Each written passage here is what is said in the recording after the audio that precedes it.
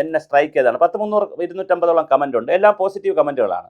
എന്നെ അപ്രിഷ്യേറ്റ് ചെയ്തുകൊണ്ടും വളരെ പോസിറ്റീവായ ഇൻ്റർവ്യൂ ആയിട്ടാണ്. പക്ഷേ ഒരു കമൻറ്റ് അതിനകത്ത് എന്നെ സ്ട്രൈക്ക് ചെയ്തൊരു കമൻറ്റ്, 1924 ഇത്രയും ഭൂമിയെ നമ്മൾ നശിപ്പിച്ചിട്ടില്ലല്ലോ, അപ്പോഴും പ്രളയം ഉണ്ടായല്ലോ.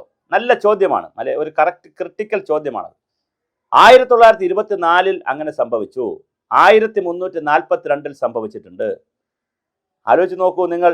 അതിൻ്റെയൊക്കെ ഇടവേളകൾ എന്ന് പറഞ്ഞാൽ 100 വർഷം, 200 വർഷം, 300 വർഷം, അങ്ങനെ 50 വർഷത്തിൽ കൂടുതൽ.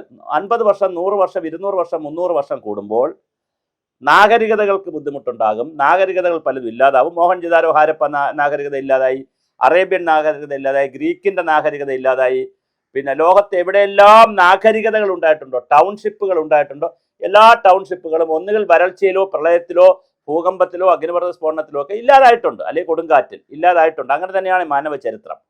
പക്ഷെ അതിൻ്റെ കാലം എന്ന് പറയുന്നത് വളരെ കൂടുതലാണ്. ചിലപ്പോൾ 100 വർഷം എടുക്കും, 200 വർഷം എടുക്കും. ഇപ്പം സംഭവിക്കുന്ന അതല്ല, 1700-കൾക്ക് ശേഷം ലോകത്ത് സംഭവിക്കുന്നത് അങ്ങനല്ല.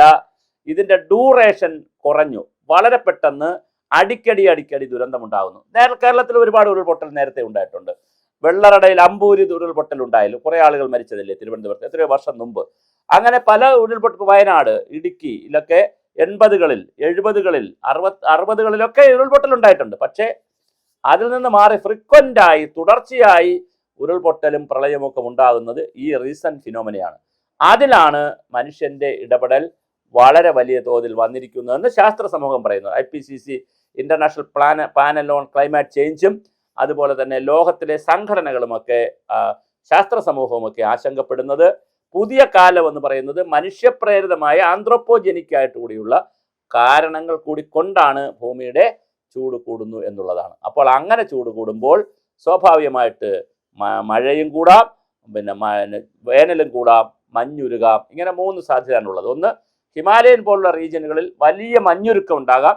അത് പിന്നെ കടലിലേക്ക് വെള്ളത്തിൻ്റെ നിരപ്പ് കൂട്ടാം, ആ പ്രദേശമാകെ ഇല്ലാതാക്കാം. അത് ഒരു സാധ്യത. രണ്ടാമത്തെ സാധ്യത, പ്രളയം വന്ന് പ്രളയാനുബന്ധമായ ഉരുൾപൊട്ടൽ പോലുള്ള കാര്യങ്ങളൊക്കെ സംഭവിക്കും.